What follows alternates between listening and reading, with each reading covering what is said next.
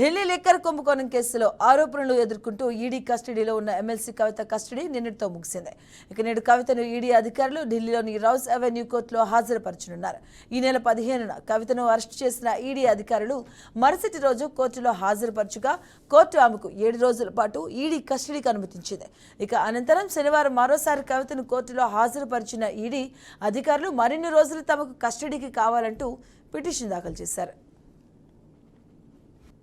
దీంతో మరో 3 రోజుల పాటు కస్టడీ విధిస్తూ కోర్టు ఆదేశాలు ఇచ్చింది. 10 రోజుల పాటు కవితను పలు అంశాలపై ఈడీ అధికారులు విచారించారు. ఢిల్లీ లిక్కర్ కుంభకోణం ప్రారంభ దశ నుంచి ఒక్కో పాయింట్ను కవితను అడుగుతూ అధికారులు విచారిస్తున్నారు.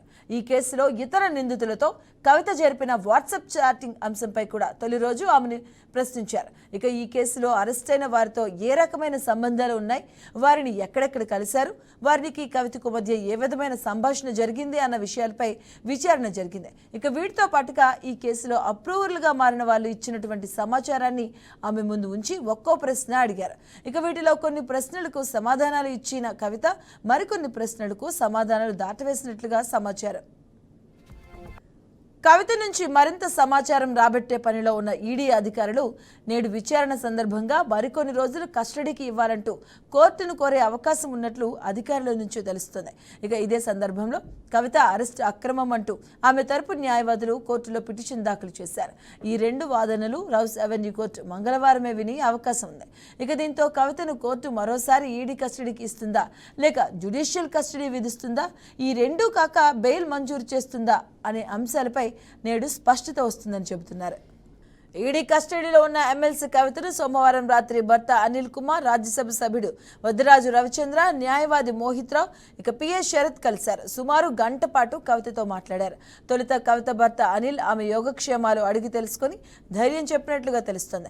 అలాగే తామంతా అండగా ఉన్నామంటూ వద్దిరాజు రవిచంద్ర భరోసా ఇచ్చినట్టు తెలిసింది. అలాగే మంగళవారం కవితను కోర్టులో హాజరుపరచనున్న నేపథ్యంలో న్యాయవాది మోహిత్ రావు ఆమెతో పలు అంశాలు కూడా చర్చించినట్టు తెలుస్తుంది. మరి ఈ చర్చల్లో ఆమె పిఏ శరత్ కూడా పాల్గొన్నారు.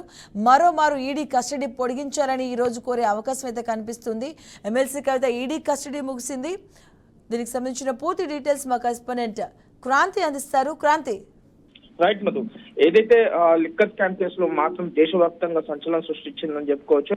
రాష్ట్రంలో ఏదైతే సౌత్ నుంచి ఎమ్మెల్సీ కవిత మాత్రం ముఖ్య పాత్ర పోషించినట్లయితే ఈడీ అధికారులు ఇప్పటికే తేల్చడం జరిగింది. అయితే దీంట్లో కొన్ని కీలకమైన ఆధారాలు కావచ్చు, లావాదేవీల మీద ఇప్పటికే కవితని ప్రశ్నల వర్షం కురిపిస్తుందని చెప్పుకోవచ్చు. అయితే ఇదే అంశంలో కవితకు సంబంధించిన బంధువులు కావచ్చు, కవిత దగ్గర పనిచేస్తున్న కొంత వ్యక్తిగతుల వాళ్ళ దగ్గర కూడా ఈడీ అధికారులు అయితే మాత్రం ఇప్పటికే గతంలో కూడా మనం చూసుకున్నట్లయితే వాళ్ళ ఇంటి పైన కూడా దాడులు చేశారు. ఎందుకంటే ఏదైనా సమాచారం, ఎందుకంటే లావాదేవీలకు సంబంధించి కూడా ఆరా తీసినట్టుగా తెలుస్తుంది. అదే అంశంలో కవిత మేనల్లుడు అతని బిజినెస్ కి సంబంధించిన లావాదేవీలను కూడా విచారించినట్లుగా అయితే తెలుస్తుంది నిన్న.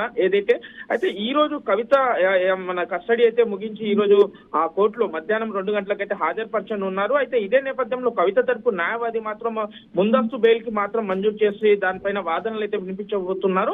అయితే ఇదే అంశంలో మరి మన ఈడీ తరపు న్యాయవాది మరి మరో 3 రోజులు మరి ఈడీ కస్టడీకి కోరనున్నట్టుగా అయితే కొంత సమాచారం అయితే వినిపిస్తుంది. ఎందుకంటే ఇప్పుడు కేజ్రీవాల్ మరి కవితను ఇద్దరిని మరికొద్ది రోజులు, ఎందుకంటే దాదాపు ఇంకో 2-3 రోజులు వీళ్ళని ఎదురుగా విచారిస్తే మాత్రం మరికొంత సమాచారం, ఎందుకంటే ఇటు ఆప్ ఆద్మీగా ఇచ్చిన ఏదైతే 100 కోట్ల దాని మీద కూడా ఆరాధిస్తున్నట్టుగా తెలుస్తుంది. అయితే దీని అంశంలో ఎందుకంటే సుకేష్ ఏదైతే గతంలో కూడా తను బీహార్ జైలు నుంచి మాత్రం ఏదైతే నెయ్యి డబ్బాల గురించి కూడా తను ఏదైతే 100 కోట్లకు ఆ కోడ్ ని కూడా వీళ్ళు రిట్రైవ్ చేయడానికి అయితే ప్రయత్నిస్తున్నట్టుగా తెలుస్తుంది. అయితే మరో 4 కుంభకోణాలకు కూడా సాక్షిగా నేనే అంటూ సుకేష్ గతంలో కూడా చెప్పాడు. అయితే అదే అంశం పైన కూడా కొంత విచారించబోతున్నట్టుగా కొంత సమాచారం అయితే వినిపిస్తుంది. మరి ఈ రోజు న్యాయస్థానంలో మాత్రం ఇటు కవిత తరపు న్యాయవాది ముందస్తు బెయిల్ కోసం కావచ్చు, లేదు అంటే ఈడీ తరపు న్యాయవాది మరి మరో 3 రోజులు కస్టడీకి కావచ్చు. మరి దీనిపైన ఎలాంటి సమాధానం రాబోతుందన్న మాత్రం ప్రజల్లో చాలా ఉత్కంఠంగా మారిందని కూడా చెప్పుకోవచ్చు Madhu. Right, thank you Kranti.